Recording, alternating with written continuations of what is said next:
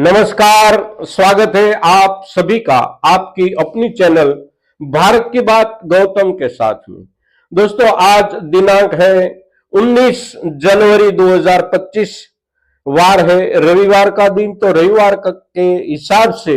हमारे सभी कृषि उपज मंडियों में आज के दिन कामकाज में अवकाश होता है। तो कुछ चीजों के भावों के बारे में हम आपसे खास बात नहीं कर सकते, लेकिन हम आज आपसे जिस मुद्दे पर बात करने वाले हैं वो मुद्दा है इस वर्ष हमारे सूखे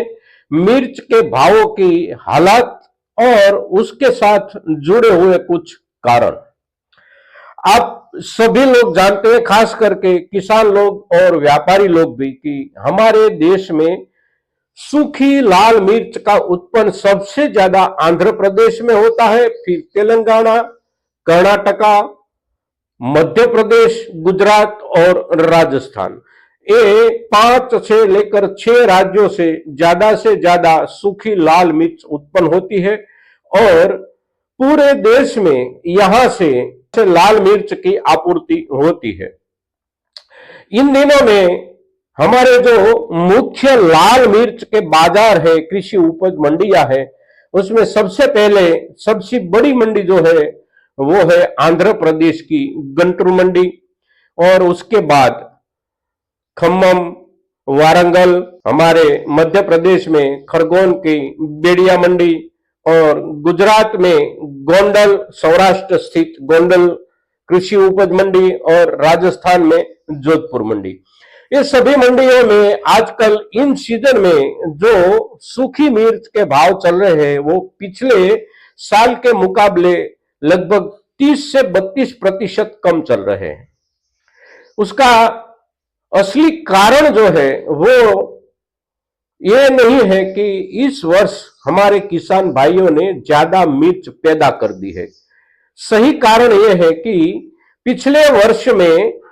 पूरी व्यापारी आलम में भी एक प्रकार का माहौल बना था कि आने वाले वर्ष में भी लाल मिर्च की डिमांड बहुत बढ़िया रहेगी, और उसी हिसाब से सभी व्यापारी भाइयों ने ऊंचे दाम पर पिछले वर्ष में अपनी अपनी हैसियत के हिसाब से लाल मिर्च का संग्रह किया हुआ है।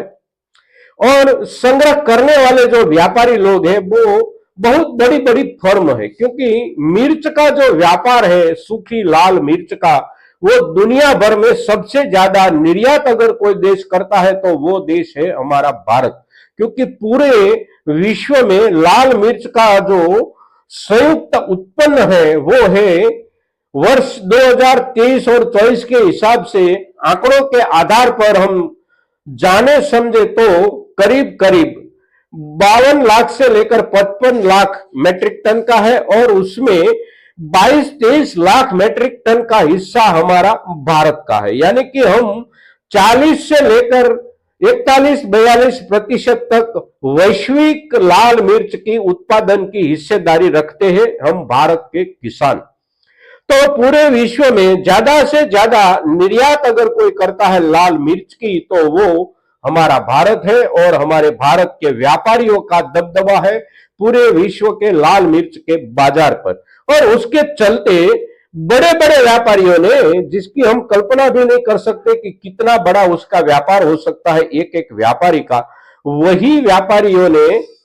पिछले वर्ष जो माल संग्रहित किया है उसमें से बहुत सा माल अभी अभी बाजार के हिसाब से जो खबरें मिल रही है, जो सूचनाएं आ रही है, वो ऐसी है कि पिछले साल के संग्रह में से अभी अभी व्यापारियों के पास करीब करीब 30 से 35% हिस्सा पड़ा हुआ है, संग्रहित पड़ा हुआ है। और नई सीजन में नया माल खरीदे और नए माल पर प्रोसेसिंग करके दुनिया के विविध बाजारों में यहां से माल पहुंचाने से पहले सभी बड़े बड़े व्यापारी अपना जो पुराना स्टॉक है उसी स्टॉक के क्लियरेशन के काम में लगे हुए हैं, और इसलिए बाजार से कोई नई खरीदारी जो होनी चाहिए, जितनी होनी चाहिए उतनी और ऐसी नहीं हो रही है।